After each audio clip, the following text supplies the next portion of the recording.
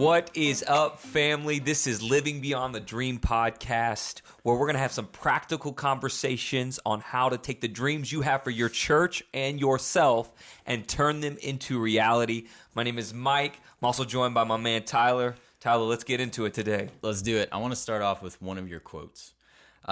You've said growing leaders lead growing organizations. 100%. Can you explain that? Well, the reality is if you don't take ownership for the organization as the leader, then you can't expect your organization to be anything more than you. Yeah. You are a reflection of your organization, or your organization is a reflection of you. Yeah. And so too many leaders want their people and their organization to do something they're not willing to do. Yeah. I want you to work hard, or I want you to come early, or I want you to be growing, or I want you to have success. Yet a lot of the things they're not doing it themselves. I don't know. It's like parents back in the day would be like, do what I said, don't do what I do, right? Yeah. That tends to be what leaders are, right? We want things out of our people we're not willing to do ourselves. And so if we're going to be leaders, we have to look at this idea that if I want my organization to be growing, I have to be growing personally. Yeah. I have to take initiative. I have to be the one that's taking ownership and looking myself in the mirror and saying, you know what? What am I doing that's hindering the growth of our organization? Yeah. And then what do I need to do personally to get that growth happening and seeing ourselves move forward? And when you get to that place, the reality is you're more willing to ask things of other people that you're already doing yourself. Yeah. Like, you don't feel bad asking a lot of your staff when you're already working harder than that, what you're going to ask them for. Because now there's a purity in your ask. You're not asking them to do something you're not willing to do, right? I'm already working hard. I'm putting in a lot of that work. So when I want you to come alongside me, or I want you growing or evolving, it's because I'm already modeling it for you. So we have to be growing individually first. So how do you create that culture then of always learning and always growing? Well, you create that culture by modeling. That's an important aspect. But you also create that culture by never settling. I think that the problem with a lot of leaders is it's very easy to talk yourself into thinking you've already arrived. Okay. It's really easy to look at some success and think that's the sum total of all the success you'll experience. And the greatest leaders in life and the greatest people that accomplish things in life are constantly realizing we're on a journey and we haven't reached the finish line yet. And with that inspires growth within your organization, but it also inspires people around you because they realize you're running, you're pushing, you're growing. And you got that grit and that grind to keep moving forward. And that's a cultural shift in your mindset, right? It's like Paul said, he goes, I'm striving for perfection. I ain't reached it yet, but I'm working towards it, right? Like I know where I'm going. I'm not there yet, but I'm still running that race. And I run, like Paul said, don't run just to run to win. Like run to win. Knock it out of the park. Michael Jordan didn't just stop and go, you know what?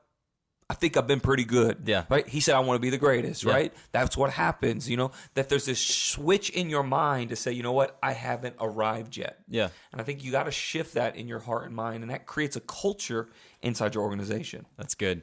I think each person learns differently too. Each person gets filled differently. So how important is it to figure out your learning style and to hit on that? Because for me, it was like books. Like growing up, books were never a thing of importance to me. I had to build that habit. And so when podcasts came along and when like Audible came along and I was able to listen, it was a game changer.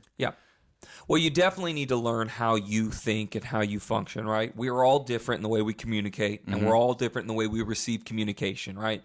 It's kind of like the love languages. Everyone gets love differently. The same thing it is with the way you absorb information, right? Some people absorb information differently.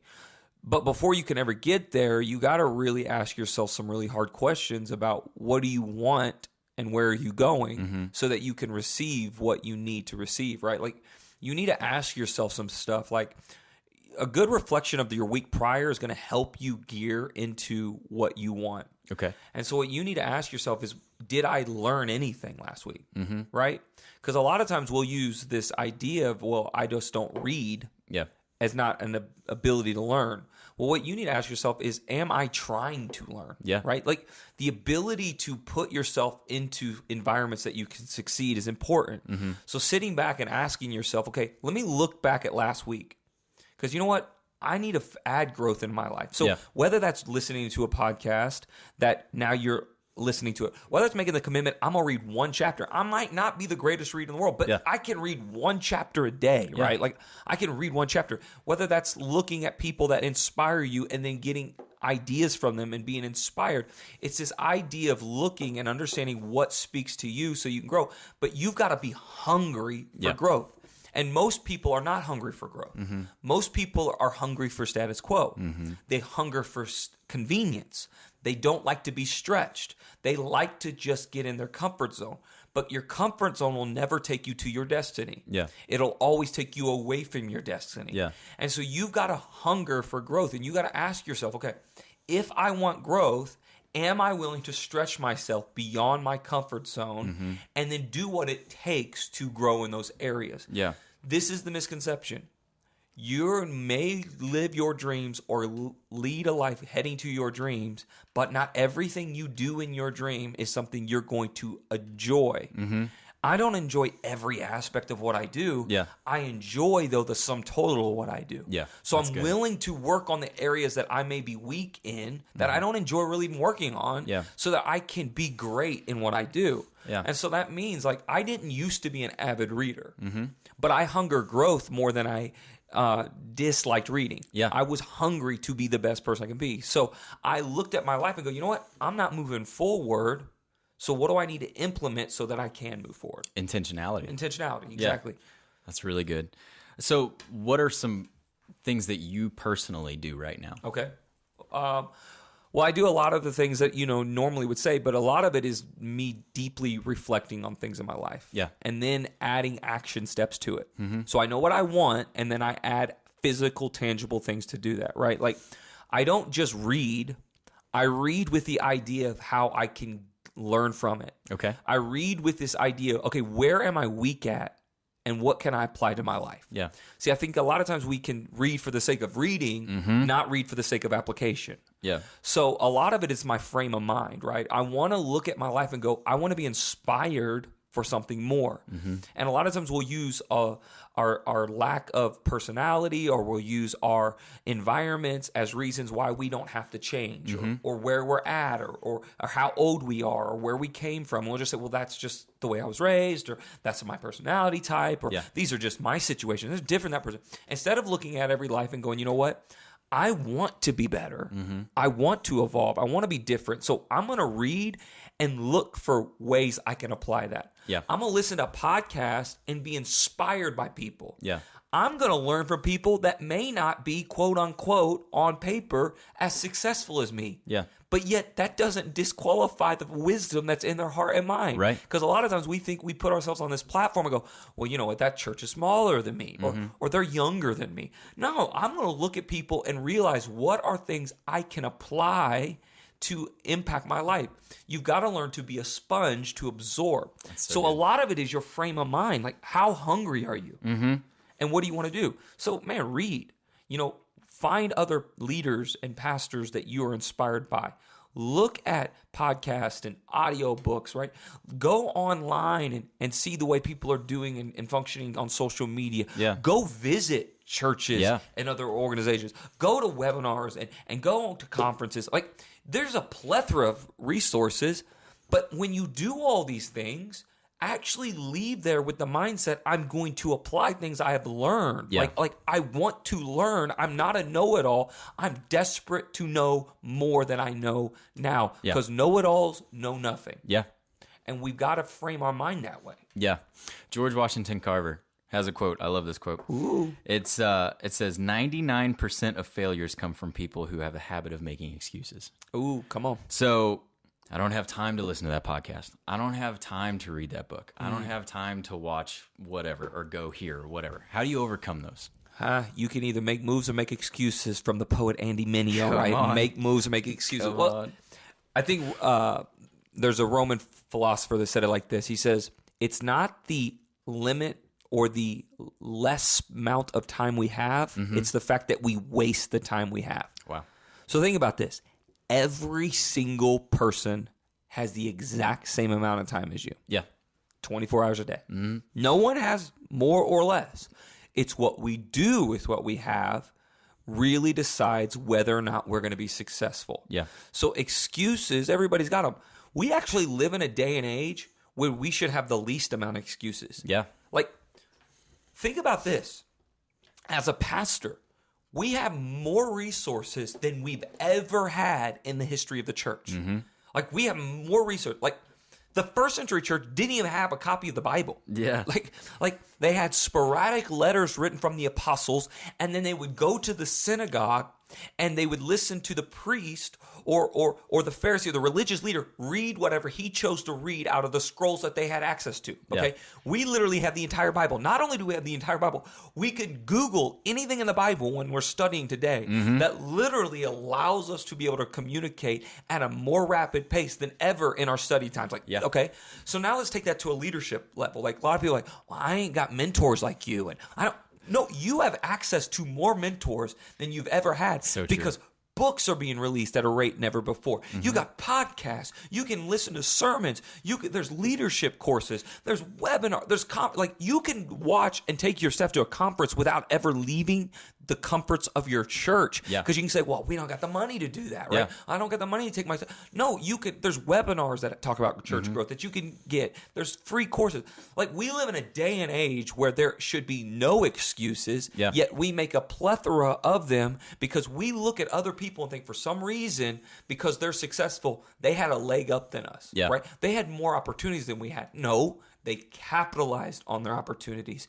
You can either be a steward or you can squander your resources. You can squander your opportunities. The choice is yours. Yeah. But you can either access what you have to grow and evolve or make excuses of why you're not. That's so good. I actually just heard Levi Lusko talk about this. Okay. And he said that he didn't have access to like Craig Rochelle, but he had access to all the books. Yeah. And so when he actually did get the chance to meet Craig Rochelle, there was already like a level of mentorship going on that he had been tapping into.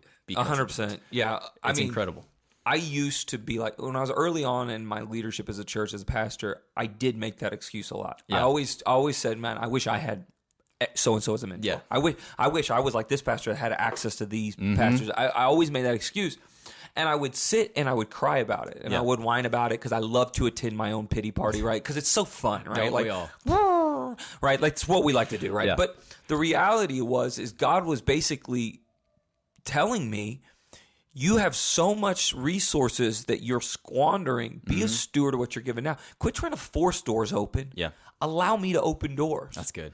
And that's what happened when I quit trying to impress people and I quit trying to think that my growth was dependent on someone else. And I started taking responsibility for myself. And I realized that it stops and ends with me. And I started just studying and reading and growing and putting my staff in places to grow in. Then all of a sudden, mentors started being drawn to me. Yeah. Like, God started supernaturally putting people in my place. Like, one of my heroes, like the person that I read their book and it shifted the leadership culture of our church. Yeah. 3 years after I read his book and implemented it, we built a relationship. Like, I didn't seek him out. It happened organically through another pastor. It was through a connection. And now we speak on a weekly basis. Yeah. But that was because, like Levi said, I had already absorbed all this.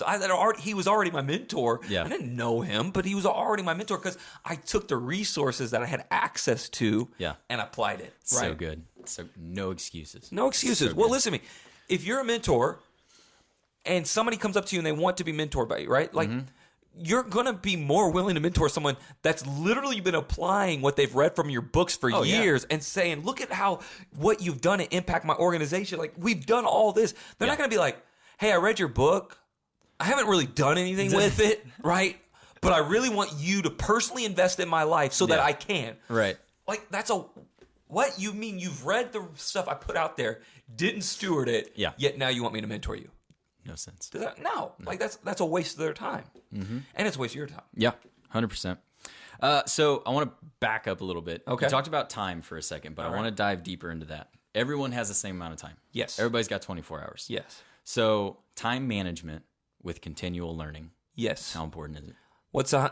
Most leaders struggle with time management, period. Because we use our calendar like it's a gun on our hip. We just shoot at will, right? And we don't have structure. Listen to me.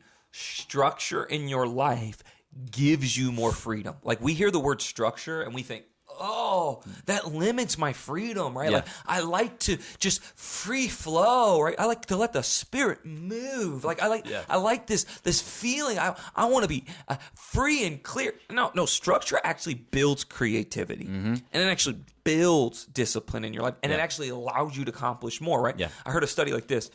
Years ago, they had this leadership coach. He was going in, and he was doing these group creative lessons within staffs and cultures. And I don't know if I've ever shared this before, but I don't think so. He was going in and he was doing this thing. And so he would do this room where you get in a circle with all the staff, the employees, and they would do these creative kind of exercises. And they'd have a beanbag or a ball in their hands. And he would say things like, I want you to say whatever word comes to your mind, right? And, or, whatever. Like, he would just start these things. So first he starts off like this. He goes, all right, we're going to do a color. Just say whatever color you want. You just can't repeat someone else's color. So boom, green, blue, red, blah, blah, blah, blah. Okay? Now we're going to do songs. Same thing. Boom, boom, boom, boom, boom. Now we're going to do, sports. Blah, blah, blah, blah. And then he gets to the point, he goes, now say whatever you want. Whatever word comes to your mind, say it. And he says, every time you do that, it actually, people get choked up, they don't know what to say, and they mess up every time. Wow. He says, when you give limitless possibilities, it limits our creativity. That we actually are more creative in the confines of structure. The same is with you in your schedule. That when you give yourself just limitless days without structure in your days, you actually accomplish less and you're less effective and less creative. So what you've got to learn to do is structure discipline in your life. So I make sure that I have a morning routine that's a routine. I make sure I have days that I block what each day looks like. And I'm making sure I'm building in growth moments for myself that I can. I set quotas on what I want to accomplish within a week and the things I want to do. And then I schedule it in. And by doing that, it allows me to actually accomplish more, actually be a good husband and a father, and actually be an effective leader in an organization. So don't allow this free-flowing mentality to rob you of effectiveness. That's good. So let's talk about the effective leader. Then real quick. So success, the quote-unquote successful leader right now. Quote-unquote. How do you think success affects personal development? Well, I think that sometimes we can start patting ourselves on the back. And it's good to celebrate wins. But what happens sometimes when we start patting ourselves on our back is we think we're more successful than what we really are. And then we kind of hit the cruise control, right? You ever just chilled on cruise control in your car and you just zone out? And you're not really being strategic. You're not really seeing how you've grown week in and week out. You're not really paying attention to where you're going. You're kind of just in your zone. But the problem with cruise control is it works really good when the base is flat, right? But the moment you hit a hill, you start slowing down. Then the engine has to work overtime, right? Right, gears right up, because all of a sudden it starts panicking because it's not hitting that speed. That's what happens with us in our organizations. It's fine when you're successful and you hit cruise control and everything's going great. The problem is when that trial happens, that hill happens, you have that issue rise up, and you haven't been preparing yourself and growing, and then all of a sudden you're faced with a challenge you didn't see coming or you didn't expect to happen. All of a sudden you're losing speed, and then you hit panic mode and gun it.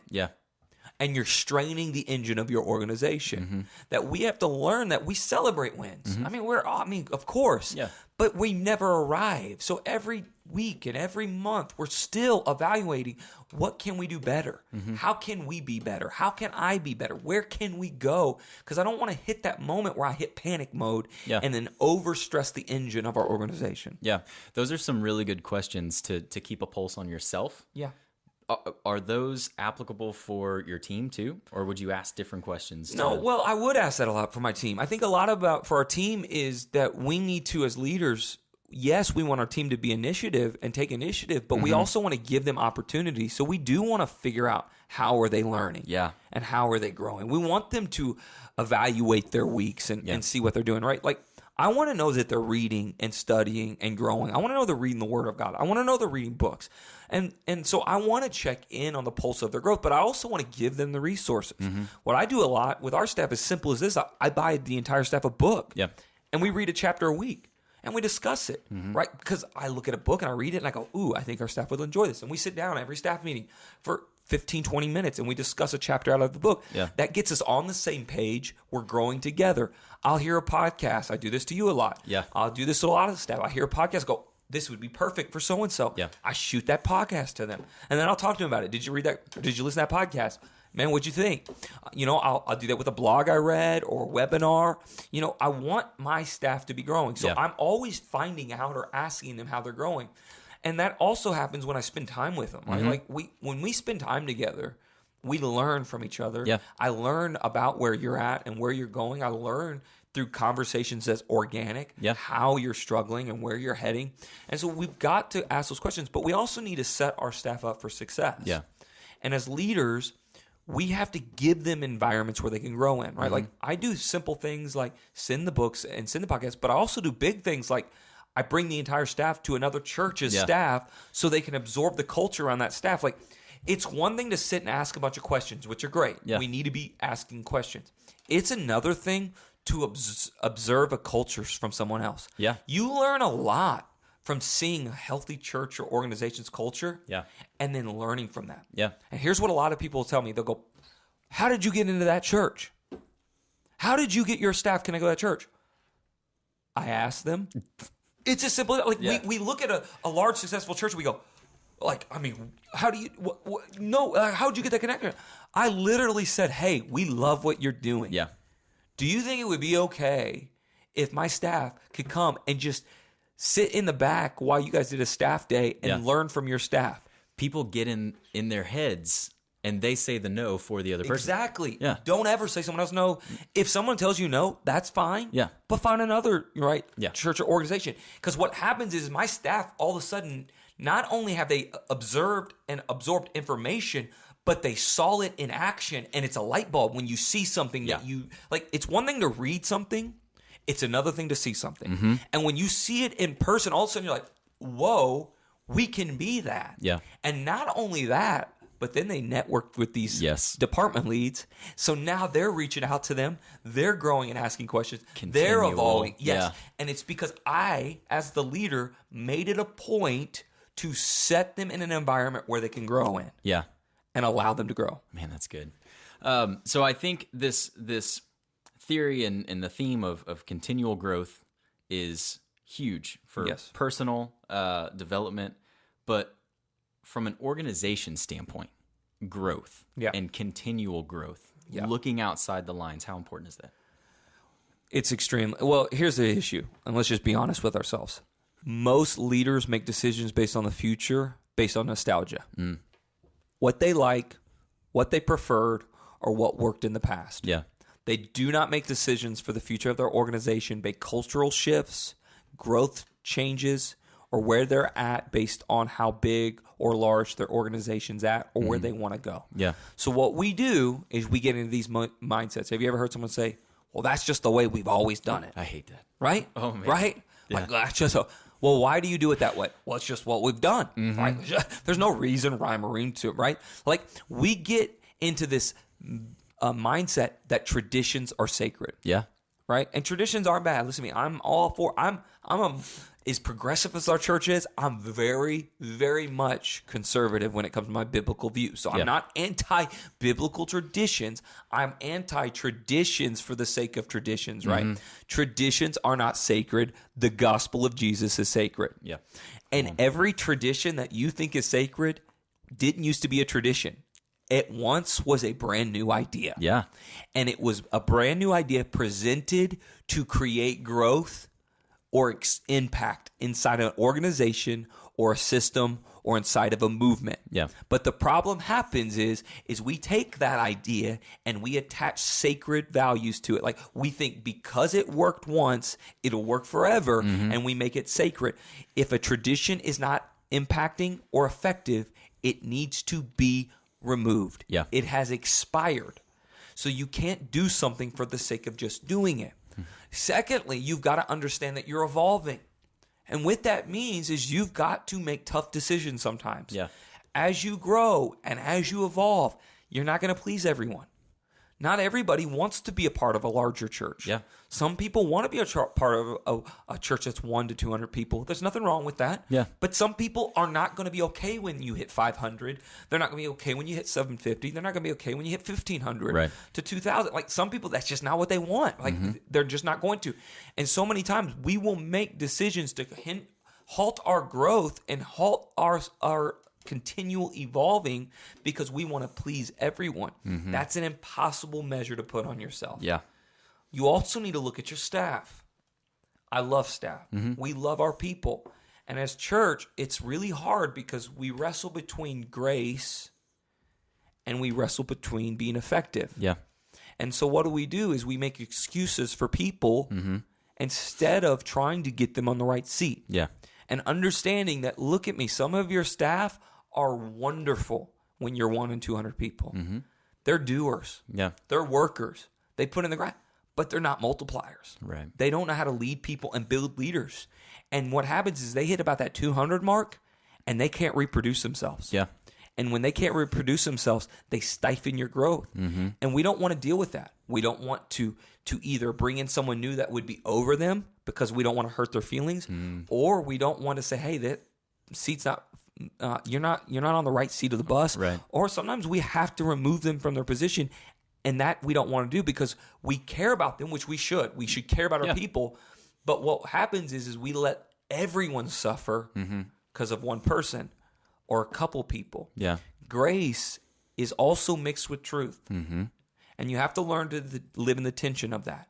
And so the grace is we want to give people opportunities to succeed. But the truth is, if they don't ever succeed with the opportunities we've given them, we have to restructure things in our organization to keep us moving forward. Yeah, that's really good. It's so important to keep a handle on that. Yeah. On the people on the bus, are they in the right seat?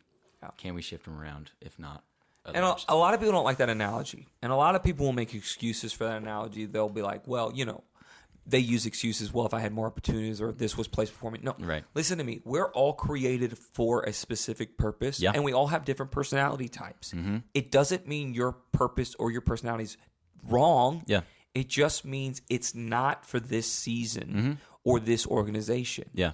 And what we've done as pastors or leaders or as people is we've set down human standards on things that God's never put human standards on, right? That's good. Like we've made a church of 2,000 seem greater than a church of 200, okay?